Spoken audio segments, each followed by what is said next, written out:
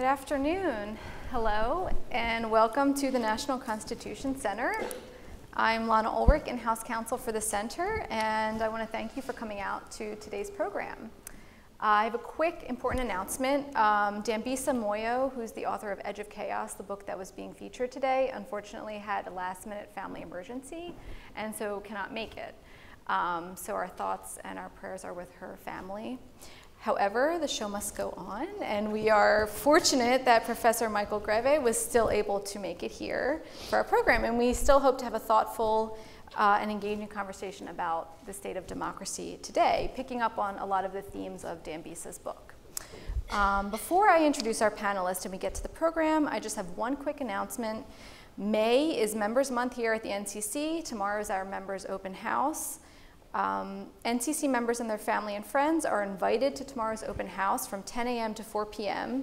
The open house will have featured guided tours of our new Hamilton exhibit, including a behind-the-scenes artifact discussion and a performance of Living News, which is our live theater program. You can enjoy additional savings at Delegates Cafe and our museum store, and you save 20% when you become a new member. So if you're interested, please see Rebecca in the back or stop by our membership table after the program. Okay, so now for our discussion. I'm here today talking with Professor Michael Greve.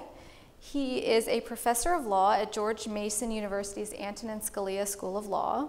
He previously served as John G. Searle Scholar at the American Enterprise Institute and served as chairman of the Competitive Enterprise Institute.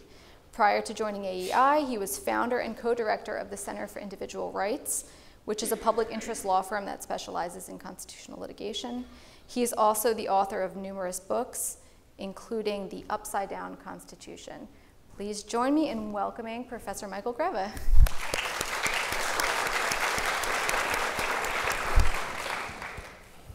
Okay, so Mike, let's just start off with the topic of Dambisa's book. And we were talking about how there's a lot being written today about the state of democracy and threats to it. And Dambisa's book argues that liberal democracy is now being threatened by economic forces. And so do you agree, first of all, that liberal democracy is under threat today, facing a crisis? And if so, are there economic challenges to it, or is there other factors? Yeah, first let me say thank you for the invitation. It's terrific to be here. It's one of my favorite places and one of my favorite cities. Let me join you in sort of sending best wishes to Dambisa and her family. Hope everyone is well. This is sort of my favorite event now. I get to talk about somebody else's book and she can't fight back. And so, and it would have been fun, and it is fun because there's sort of a third of a book that I agree with, and then there's a third that I'm not quite sure about, and a third maybe that I disagree with. That's a sort of kind of productive exchange you hope for. What I think is very important about the book is one of the things that sort of unites a lot of countries around the world now, which is collapsing or at least receding economic growth rates. And this is true of Europe, it's true of the United States, it's a very long-term trend. It's true of many developing countries, true of China, and so forth. And that has, she argues, a lot of consequences around the globe. I agree with that. Among other things, it's much, much harder to make democracies, liberal democracies, work very well if you don't have economic growth, right? I mean, the formula that we always had in Germany, which is where I was born and raised, was you can redistribute economic growth and you cannot redistribute what people already have, because that is a zero-sum fight. And the people from whom you take it away react very badly if you do it, right? But with economic growth, you can sort of distribute the surplus and create a more sort of reasonably just society. So growth, and by the same token, a lack of growth also puts enormous strains on authoritarian governments, albeit in somewhat different ways. So that is a big thing, and then there's a large part of the book where Dambisa outlines why any effort to recreate or re-accelerate growth faces severe headwinds, as she calls it, that has demographic reasons. If there's a huge debt overhang, those and other factors, make you a little nervous about all of that. The part that the two questions that may be worth sort of pursuing a little. I think the relation between sort of growth and liberal democracy goes both ways. So on the one hand, economic growth makes it easier to run liberal democracies, keep people happy. That's one of the expectations we have of democratic governments, that they're supposed to improve people's lives, or rather create a stable political environment where people can go about their business and make the most of their own God-given talents. But the reverse is also true, that when the institutions go bad for reasons having to do with a lack of growth or other reasons, governments can do an awful lot to screw up the economy and to put impediments in the way of economic progress. So it's, joint causation. It runs both ways, to my mind. And then the final thing I'll say by way of sort of introduction, and please let's pursue any of these directions that you would like, is that there is, of course, a great deal of concern about the state of democracy, of liberal democracy around the world. And that reaches from the Trump phenomenon in the United States to the rise of populism both on the left and on the right in Europe, to Chinese and Russian attempts to subvert democracies around the world, to the rise of sort of big authoritarian governments in China, Russia, Iran, Turkey, Venezuela, and so forth. I'm not at all sure that all of those things, at one level, at a very high level of abstraction, they may all be related. But I think there are a lot of things going on in different parts of the world, and my intuition, sort of having been trained as a political scientist before I became a boring law prof, is to sort of disaggregate these things a little. Yeah, I think that's great, and I think we should pursue that, trying to disaggregate the question a little bit more. And so we could focus maybe on the United States and Europe, and a lot of the commentary tends to lump, as you mentioned, the Donald Trump phenomenon with, say, the Brexit referendum in the same kind of sentence. And are there different forces at work in the UK versus in the United States in terms of what might have led to a referendum like Brexit? Yeah, there are a number of connecting factors that people have remarked upon, and I think rightly. One is the immigration question, which loomed large in the United States election as well as in Great Britain. Another connecting factor is sort of the revolt against the elites. The sense that you've walked us into this mess, enough is enough, we're now going to pull the trigger. And if you ask us, we're not quite sure what happens afterwards. Nobody had really planned through what would happen if Britain actually exited and what are the consequences. It was just people lashed out in a way that's probably also right of the American election.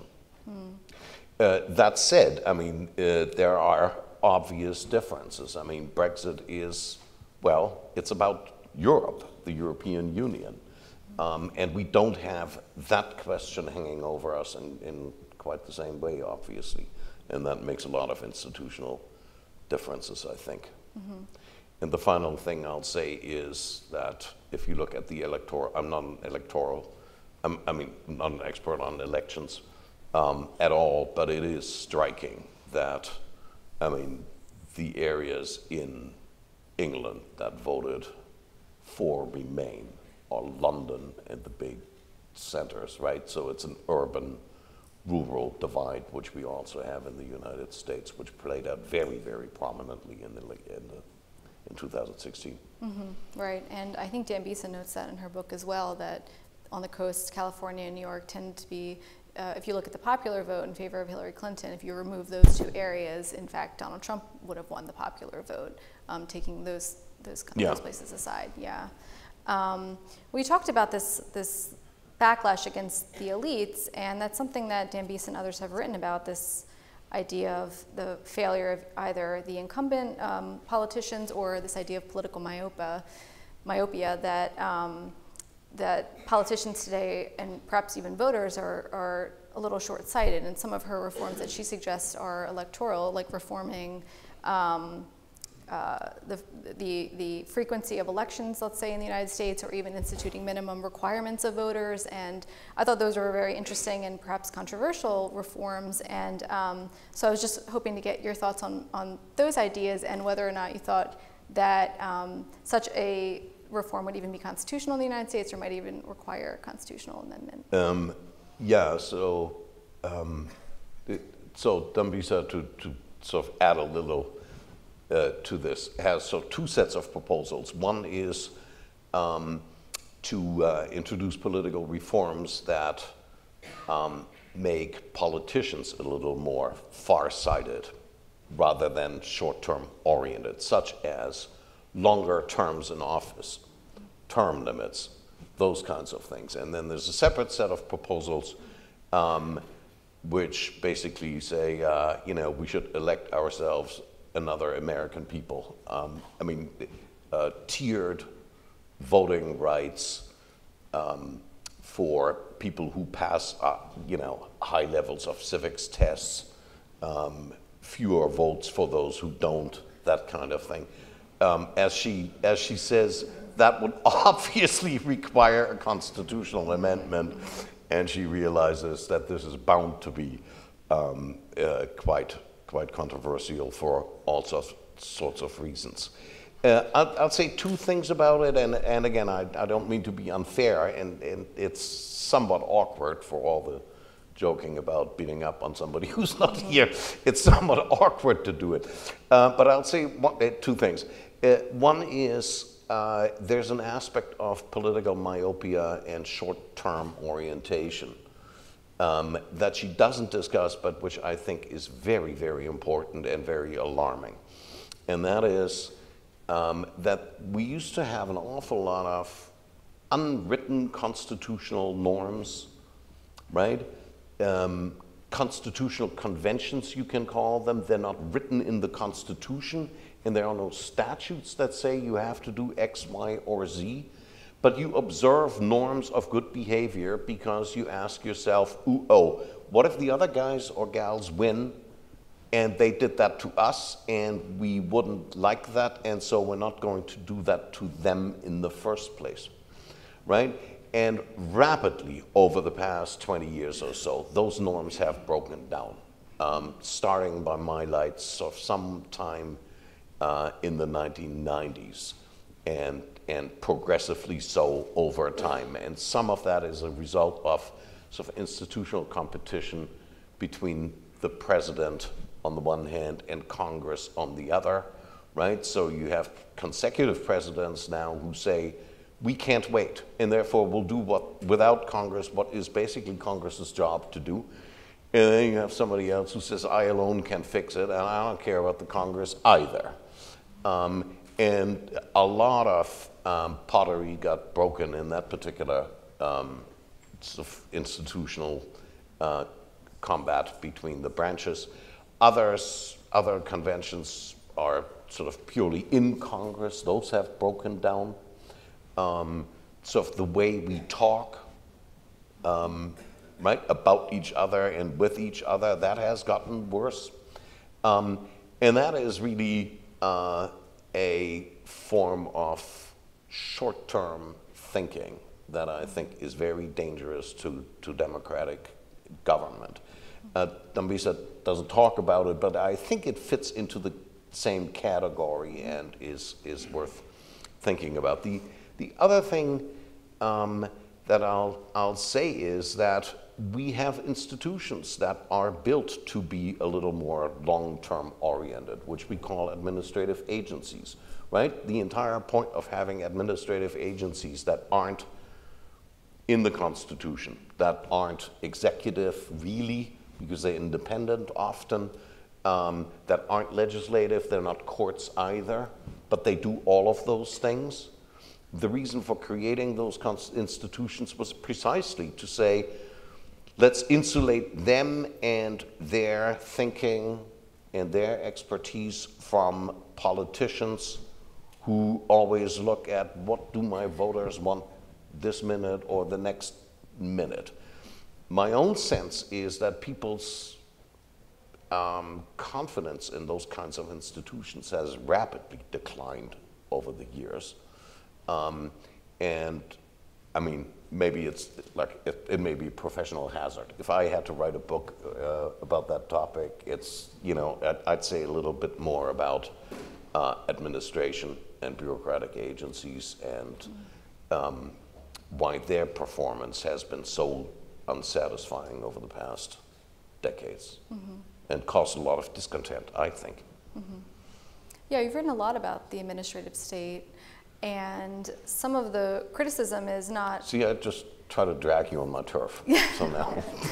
Well, it's certainly relevant, and some of the criticism is not always directly aimed at the agencies themselves, but at Congress, who often legislates very broadly and leaves things open-ended for the agencies to interpret. Some might say to avoid having to, you know, feel the political effects of any negative decision. To what extent is Congress responsible for that? So that is a very large theme. And by the way, this is one theme that, again, connects, I think, Europe to the United States, the decline of legislative institutions. So the decline of Congress, and I'll say a little more in a moment, and the rise of executive government. That's also true of most European countries. It's true of France. President Macron is the arrival of presidential government, full-scale presidential government in France. A lot of them think, I mean, a lot of French citizens think, "Ooh, that looks a little too presidential and dictatorial to us," but for now he has a lot of support. It's true of the European Union at large, which has for, you know, the time of its duration been a project of executives with a very, very weak European Parliament that isn't really a full-scale parliament in our sense at all. So that goes on in Europe, and there's a lot of discontent with that form of government there, and it's gone on in the United States, the sort of rise of presidential government. And this is something that lots of people have written about, both in the law reviews and political scientists and so forth. Most of them date this to the 1980s, and it's become progressively more acute. And over time, Congress's legislative capacity has dramatically declined. I mean, you know, what you get out of Congress is either no legislation at all, even when you can tell there is a broad consensus if these people could get together and behave like legislators, right? I mean, immigration is, I think, one example where they came close several times and still it fell apart. So either they don't legislate at all, or they have these 1,100 masterpieces that are basically kludges, and then everybody has to sort of try to figure out how do we deal with the Dodd-Frank Act or the Affordable Care Act. Whether you're for it or against it at the end doesn't even matter. What matters is it's 1,100 pages of waiver provisions, and it's not a law, it's what the executive makes of it at the end of the day. And in recent years, the Congress has even sort of effectively surrendered other legislative powers that it has, the power of the purse, right? So much of the budget is already spent by the time Congress meets that it doesn't matter anymore. It's either entitlements or debt payments, or it's defense, and it's either executive discretion or automatic spending. What does Congress have to do with it? It doesn't control very much of it. If you talk to congressional staffers these days and say, why don't you guys have some hearings? And I don't mean, you know, the hearings about some scandal or whatever, but just oversight hearings over, I don't know, the Food and Drug Administration or the Commerce Department or something like that.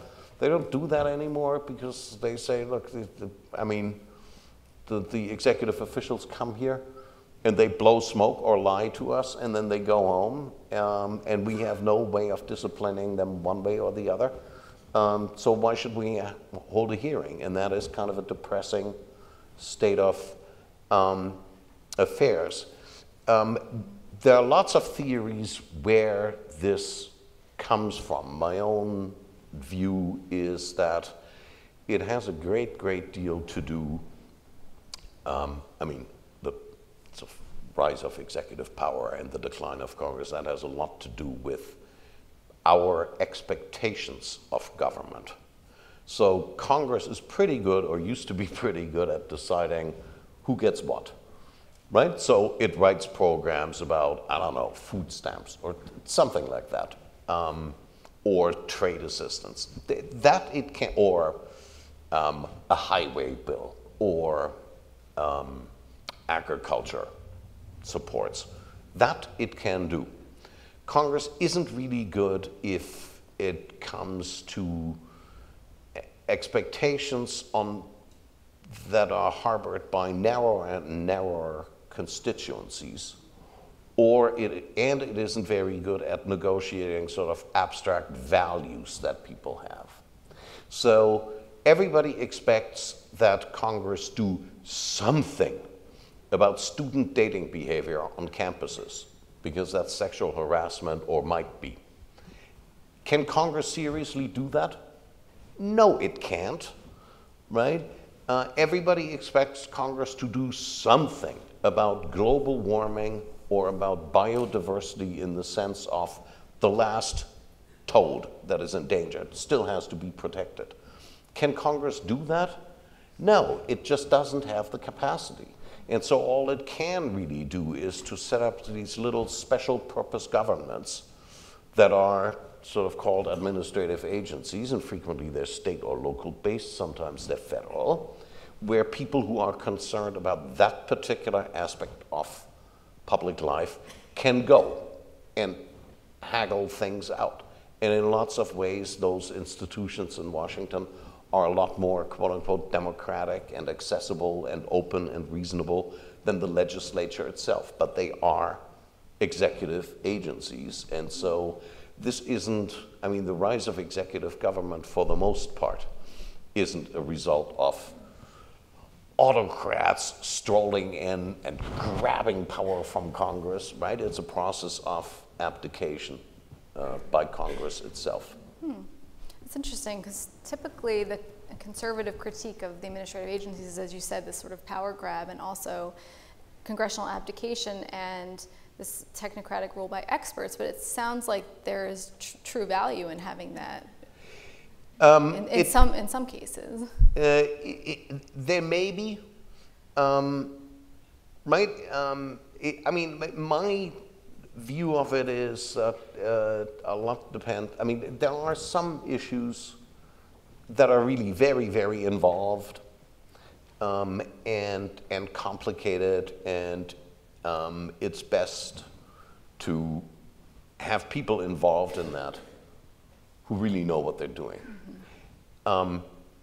However, there is a real cost to democracy under those kinds of circumstances, and there are compensating risks on the other side of running the show that way, right? So one of them is tunnel vision.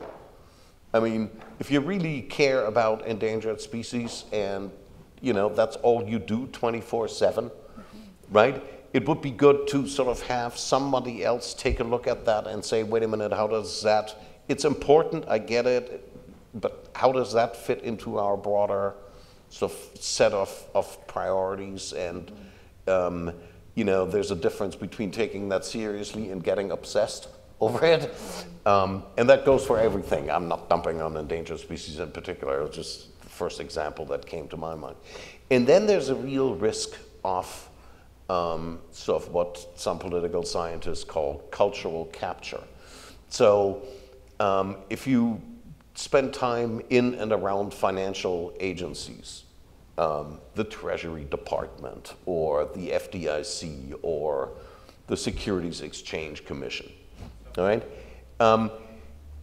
All those people who are in that culture, I mean, they may be Democrats or they may be Republicans, or they may work for a trade union or labor union, or they may work for big business, but they all speak the same language. They're all trained in the same things.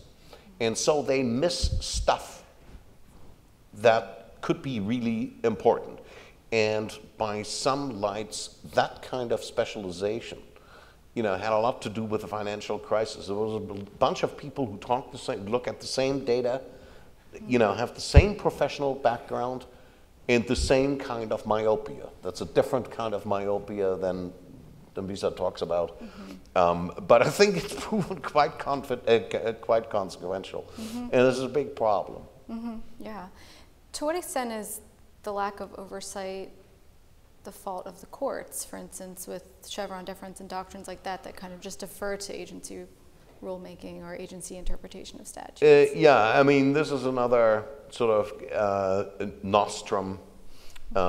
People's sentiments about this, mind you, have changed. So, so the basic rule in administrative law, which is what I teach, or part of what or one of the courses that I teach, is that courts are supposed to be deferential to agencies. That is, until or unless the agency really made an obvious big mistake, courts are supposed to say the language is ambiguous in the statute. We don't know any better than the agency what it means, and so therefore let them have their way.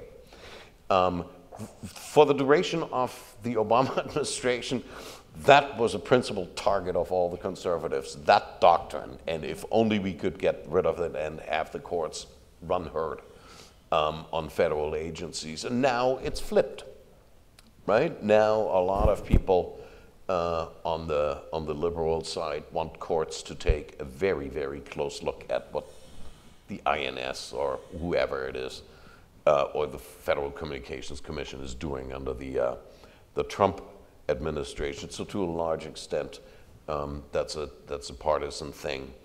And people always want a lot of judicial review so long as it's exercised by their friends on the federal bench. And in that sense, they're consistent about it. I'll say this much about it. There are 1,000 federal judges in the country, all told. HHS alone has 220,000 employees, a budget of something like $1.3 trillion. If you really wanted to rely on judges to hold the executive branch within bounds, you'd need a whole lot more of them, right? It's just too big, right? And there are any number of things that any administrator learns the first day in office, how to evade judicial review. So, I mean, that's what you do for a living. So I wouldn't, I wouldn't get my hopes up on that score. But you're right. I mean, when it comes to sort of thinking about the perils that arise to liberal government from unconstrained, unchecked executive power, there are really only two places where you can look. One is the Congress and the other one is the courts, and people are ambivalent about how these things sort of fit together. Yeah. So in addition to the checks among the federal branches of government, we also have a federalism system in the United States. And to what extent is federalism currently working to help either improve or maintain liberal democracy in the United States? I know there was a lot of talk, obviously after President Trump was elected and Republicans took over the Congress and the Supreme Court that now in the states, progressives have kind of revived federalism and are passing statewide referenda and things like that. Is that good for our constitutional democracy, and what are the effects of that? I am actually, let's put it this way, mildly optimistic on that score. I'm nervous about any kind of power that is the only game in town, right? And that's my nervousness about executive power. I mean, who knows whether at the end of the day Congress would actually do a better job of this stuff or not. I don't know. I just don't want any one branch or institution to have so much unchecked and uncheckable power. And it's been true under both the Obama administration and the Trump administration that states have sort of reemerged as rival power centers. The caveat is this. We tend to think, and this is how federalism is taught in grade school and high school and college, and unfortunately also in law school. We think of this as the states as against the federal government, and then the states, all 50 of them, will manfully resist the impositions of the federal government, and then that's federalism. That's not how it's worked for most of our history. That's not how it's working now. There are blocks of states. Right? There are red state blocks, and then there's a blue state block, and everybody in the audience knows who I'm talking about. Right? And they both have anchor states. So the red state block anchor is Texas, and then on the other side it's California, and New York, and Illinois, and Connecticut. And the divide doesn't really run between the states and Washington, D.C. It runs among and between blocks of states, one of them aligned with the powers that be in Washington and the other ones against it. And so, under the Obama administration, there was a block, relatively cohesive block, 16 plus states that sort of resolutely opposed anything the Obama administration was trying to do, from the Affordable Care Act into particularly energy and environmental policy, because if you look at those states, Texas, Oklahoma, North Dakota, they're all energy producing states, and they viewed the Obama administration's initiatives on climate change and the rest as a menace to their business model. Right? And so now it's blue states, so New York and California and Illinois that view the Trump agenda with a certain amount of justification as a threat to their business model, and so now they are fighting back over things where you think, obviously over things where their livelihood is at stake. So federal transfer payments to the states, right there you can see why that is of essential concern to them. But I saw a story today. There's a complaint by 20 states about net neutrality. I have yet to figure out what's that got to do with state government. But what it does show is that state governments, when all is said and done, are pretty good places to organize political resistance against sort of an overbearing federal government. Mm-hmm.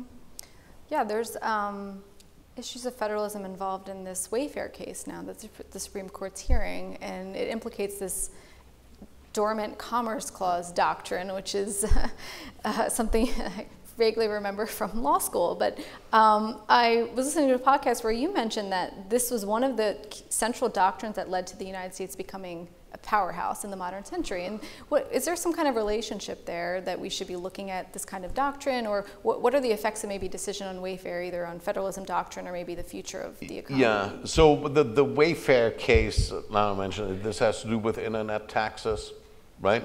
Taxes on stuff that you order over the internet. And then the question is, can states make sellers that have no connection to your state, to the purchaser's state, collect and remit the taxes and subject them to auditing requirements. That doesn't quite break down between red and blue at all. It breaks down between no sales tax states, right, and states with a big sales tax. So I remember I testified in the Senate on this. So my biggest fan was, Max Baucus, Senator Baucus. He's from Montana, and if you tell him there will be no tax collection obligations on this stuff, great Greve, go. So that breaks down a little differently. I think where that particular doctrine or these relations between states will play a big role, have already and will in the future, has to do with production and in particular energy production, right? So the blue states have their business model, which reflects sort of very high domestic demand for environmental amenities and so forth, very high energy costs, very high transfer payments, relative, that is, to red states. And what red states want to do is produce a lot of cheap energy and, make a go of it and be sort of production-oriented states. And those state blocks are in competition with one another. And that competition plays out in a lot of venues. So, for example, the tax reform, as many of you will know, reformed the deductibility of state and local income taxes. That had huge implications with respect to blue versus red states. And the other part of it is if you're a blue state and your producers suffer from or have to put up with high energy costs, you have to find a way to raise energy costs in red states as well. And the question is whether the Constitution allows that or not. And that has surfaced in any number of lawsuits. The Supreme Court hasn't heard any of them, but one of these days it will have to. Mm-hmm. Great. So we have a number of great audience questions. We'll try to get through as many as we can. This kind of jumps off. I'll talk faster. This jumps off the red state, blue state question. It's fairly broad, so feel free to answer as you like. But the question is, what is the effect on democratic principles from 1, gerrymandering, 2, population shifts from blue to red states, and 3, lack of economic equality? Yeah. So, how much time do I have? I think the consensus among the broad consensus among political scientists and people who study elections think that gerrymandering at the end of the day doesn't make all that much of a difference with respect to outcomes. I do think it has a certain, can I prove this now? No. But I think it has a certain demoralizing effect on people, right? It's not good to be told that, hey, your politicians just you, and you in my district and everybody else.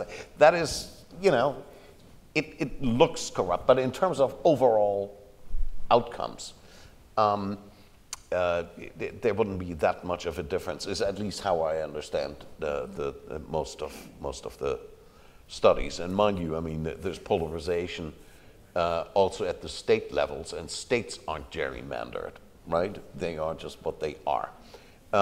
There was one other question, one more thing? Yes, it was the movement from population shifts from the blue to the red states, and then the question of economic equality. Yes. That has a number of consequences. First of all, the loss of electoral votes, right? California has moved sideways. New York has lost a lot of votes. Texas Florida, those states. So it shifts the power relations in that way. The long-term question, and mind you, I mean, it has big economic consequences as well. The long-term question that's really interesting is, what if Texas were to turn blue?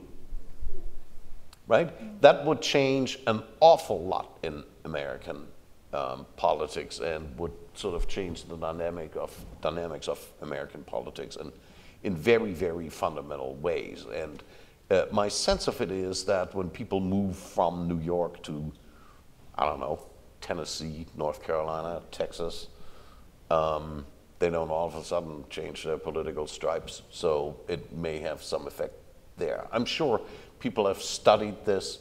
I just haven't. But that's sort of an interesting question that looms in my mind. And the inequality thing, the inequality question, that I think is quite pressing in some ways. But at the risk of sounding evasive, my sense of it is that it goes back to Dambisa's point, which is growth. Mm-hmm. So if you had an economy where, you know, wages rise pretty well and substantially as opposed to moving sideways, there wouldn't be the same attention to inequality, right? And I mean, look, you could improve equality in the United States by the Gini coefficient by which they measure it, but just rounding up the 100 richest people in the country and confiscating their entire wealth and be done with it. There would be much less measured inequality. The question is, do we think anybody would be better off? Right? I think it's the stagnation of incomes and impediments to social mobility that account for a lot of the discontent, and inequality, measured inequality, is just a convenient way of sort of focusing that particular debate. So there's one question that's kind of the flip side of that, which is, do declining growth rates often lead to fascism? Well, we're not there yet. Or anywhere in the world. I mean, the word has come up, right? Madeleine Albright has written a book about that. I don't think there's any direct connection. I mean, one of the things, this may seem far-fetched, but during the 19th century, the American economy, and in fact most economies in the world, were boom and bust, right? There were constant panics, which we now call a depression. The way the depression got its name, the 1930s depression, was the politicians said to themselves, oh man, if we call it a panic, everybody will panic. That's bad. So let's just call it the depression. It had a somewhat more cheerful ring to it. Right? And we created also, we created all sorts of institutions to smooth out business cycles and to create more economic stability, or so at least it was hoped. That's what the Federal Reserve was supposed to do, and what a lot of social programs were supposed to do. We just have much less tolerance than people used to have for boom and bust cycles. And the reality was that the busts in those days, you know, they did have political repercussions, and people responded to them, and you had violent strikes and all the rest of it. But it didn't destabilize American liberal democracy in any fundamental way. So in that sense, I don't think there is sort of a direct connect between flagging growth rates and impending fascism. But right, countries are stable for one reason or more or less stable for one reason or another. So I'd be, there are obvious examples where that scenario did play out. There are lots of cases where it didn't. Yeah. So.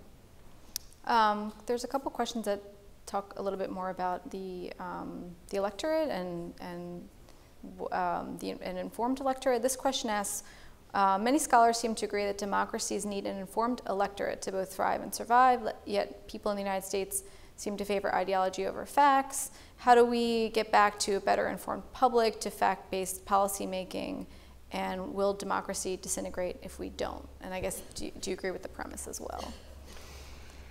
I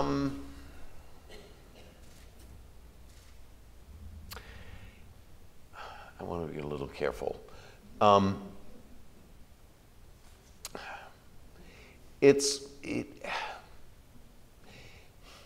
At some level, right, democracy sort of, or democratic, liberal democracy, let's call it that way, right, it requires a certain kind of citizen. I think that's right. And a certain level of education, and I don't mean education in the sense of do you have an MA, I mean education in sort of a sense of general awareness of things around you and a certain kind of level-headedness about the world. I am not sure at all that political engagement, even voting, is part of that. Because I think, especially if politics occupies a big piece of our lives, right? It doesn't matter so much if you're in the Old West and you don't even know where the national government, what it even does, right? But by now, most of our lives depend in one way or another on the operation of government, no matter how independent we think we are, right? Behind me stands the full faith and credit of the Commonwealth of Virginia. So right? So in a lot of ways, we depend on that, especially when that is true. There's a big premium on very highly educated people engaging in politics. They're just better able to do that. They are better able to reap rewards that people who don't possess those kinds of skills aren't able to exercise. So, right, and so in that sense, it's best to have some sort of barriers to political access, maybe a little less political engagement and more preoccupation with people's private affairs would be better for the functioning of democracy. Mm-hmm. It's more of a... Because, it's easy to say more political participation by engaged citizens. That would make things better, and I just don't think that's true because the political process is inherently biased towards those with access and money and high cognitive skills. Mm-hmm. That's what the framers, I guess, almost had in mind. Even the Madisonian vision is this sense of kind of the elites in government, and we filter the people's will through representatives, right? Not just a direct democracy here, but a representative republic, to kind of slow things down, slow down. Yeah, they were. In a lot of ways, they were very ambivalent about it, right? So, on the one hand, James Madison had this idea of filtration, right? So the idea was that we have to exclude the people of America in their collective capacity entirely from the operations of government. That is sort of democracy, and in that sense, democracy to them was a dirty word.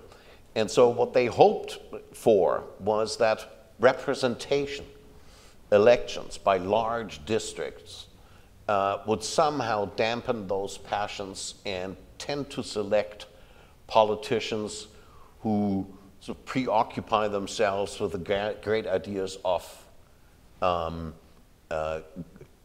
state, foreign affairs, war, commerce, that sort of thing, and who wouldn't try to micromanage people's lives.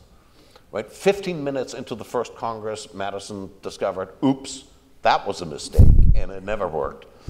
But they also had the sense that, look, if you have a political system that's completely open to anyone who asks favors, that would be extremely bad, and it would reward the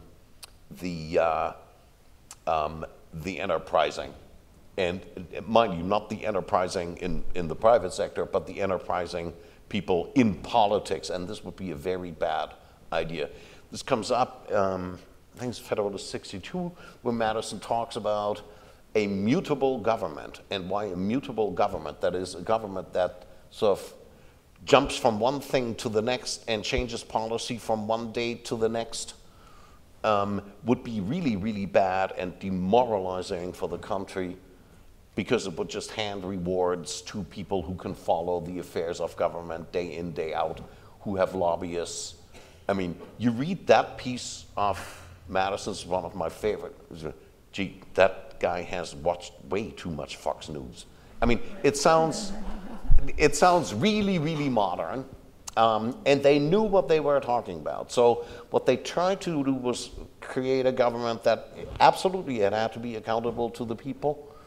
You know, we can't have a House of Lords in America, so in that sense it has to be democratic. But you have to create some agency slack between your elected representatives on the one hand and the electorate on the other. Because if you live in the system we live in now, which is, it's not even 24/7 news cycles anymore. It's tweet, tweet, tweet, right? And they're followed 24/7, day in, day out. If you're a politician, how are you going to do a deal with somebody from the other party? It's out there in the open instantaneously, you can't do anything. So in that sense, the system is just too democratic, because there's just no agency slack for these people to sort of engage in the ordinary business of politics ever at all. And so it's all grandstanding, where, you know, 535 congressmen try to compete with Donald Trump, and good luck to them. All right. This question asks about campaign finance, and asks you to discuss McCutcheon and the contributions of billionaires like Sheldon Adelson to Friends of Tax Relief, and how this may or may not affect democracy in America.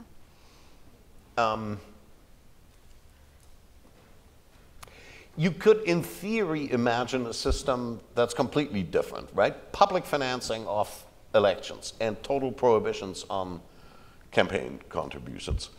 I don't know what effect that would have. I mean, other than billionaires could always give themselves money and self-finance their campaigns, and, you know, that's been a growing tendency. You know, color me a skeptic on campaign finance reform. I mean, we've messed around with it now for well over a century. I mean, when it all started, and increasingly since the 1970s, and all we've succeeded in doing is make the money travel longer ways and make it more complicated in a lot of ways. To no beneficial effect that I could see. If I had my druthers, what I really think would help is to rethink the campaign finance laws in a way that would strengthen parties. And I mean the party apparatus, right? Because one of the things that parties do is organize the political process in some way, right? And try to nominate reasonable candidates. At least they used to do that. And keep a certain, and play a certain gatekeeping function. And one of the things that we've lost in American politics to a large extent is that gatekeeping function, right? If it's no longer an impediment to your running on a party list, if you went to jail, that's no longer disqualifying. Woo. I mean, that's kind of interesting. Right, and if the parties were a little more robust and cohesive, they'd be more capable of doing ordinary politics, which is, I think, a lot of what we're missing. And they would be more capable of playing this sort of gatekeeping role in American politics, which I think is sorely needed. Not because they're inherently more moral or anything, but because they have an incentive as an organization not to nominate people who will become an embarrassment. And, right, you look on both sides of the aisle now. They're no longer capable of doing that. And so one of the ways in which you might help to strengthen that, it might be to, if campaign finance laws, which I don't comprehend well enough to have any firm opinion about, Lana, but if you could reform those laws in a direction that would strengthen the parties and diminish the role of sort of individual leaders and so forth, that might be a good thing.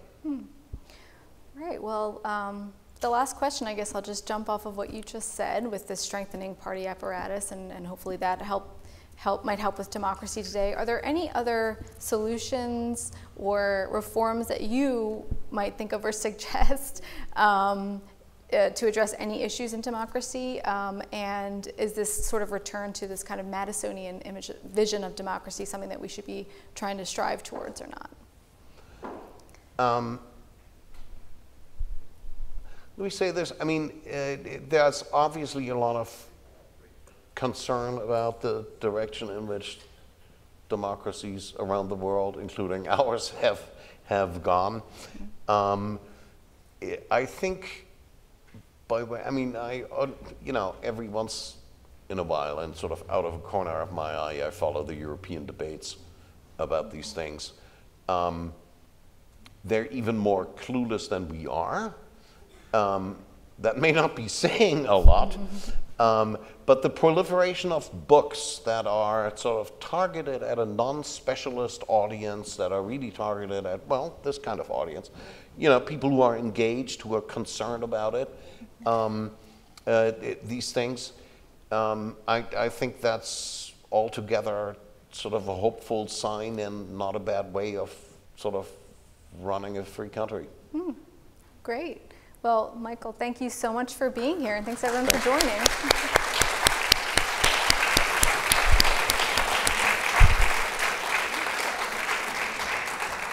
And you can pick up one of those books, Dambisa's, in the museum store. Thank you so much. At the museum store. Yes.